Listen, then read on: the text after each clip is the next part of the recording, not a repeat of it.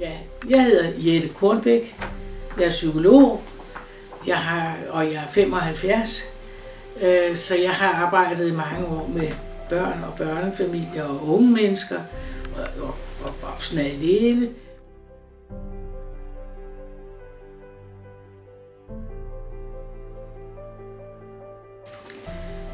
Ja, det var jo et stort spørgsmål. Altså, nu synes jeg jo, at det er et livsvilkår at være teenager. Det er ikke et problem at være teenager. Der er ikke nogen konflikt i det, men man kan opleve, at man skifter sindsstemning meget, meget hurtigt, når man er i puberteten. At man den ene dag, så er man sikker på, at man kan styre hele verden, og der er ikke noget, man ikke kan klare. Og den næste dag, så er man nede i et sort hul, og synes ikke, at noget som helst lykkes. Det er der ikke noget underligt i, sådan har alle unge mennesker haft det til alle tider. En af grundene til, at det måske giver lidt flere problemer nu, end det gjorde for eksempel for 100 år siden, det er, at der er alt for meget tid til at tænke på sig selv. Det var der ikke for 100 år siden. Der skulle man arbejde, allerede inden man nåede puberteten i realiteten.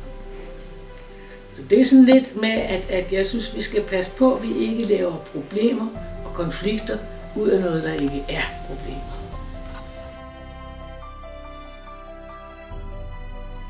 Man bliver også optaget af sig selv som et seksuelt, erotisk væsen, og bliver dermed interesseret i enten ens eget køn eller et andet køn, og det kan give store problemer.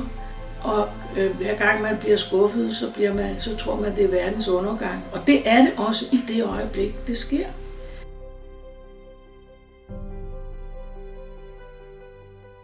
Jeg tror, det hænger sammen. Altså, at de hormonelle forandringer hænger sammen med alle de andre forandringer, der sker.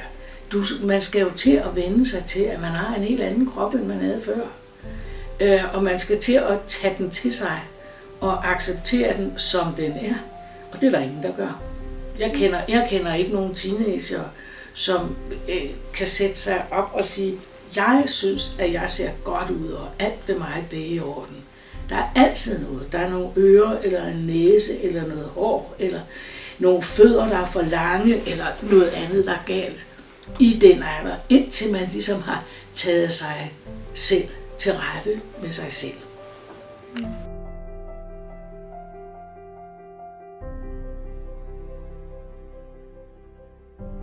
Det er ikke nok bare at være mig, og jeg er god nok, som jeg er. Men man bliver altid spurgt om, hvad laver du? Hvad er du dygtig til? Man bliver aldrig nogensinde spurgt om, hvordan er du som menneske? Jeg tror, vi satser lidt for meget på præstationer, og det kan være med til at give problemer.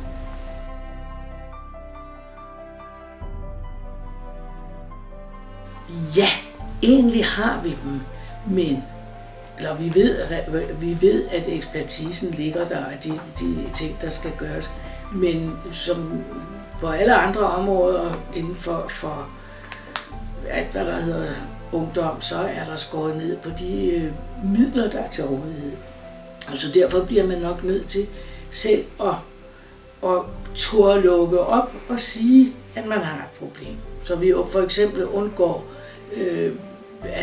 at der bliver en stor stigning af spiseforstyrrelser eller selvskader og sådan noget, som der nok er en forøgelse af i dag i forhold til, hvad jeg så for 20 år siden.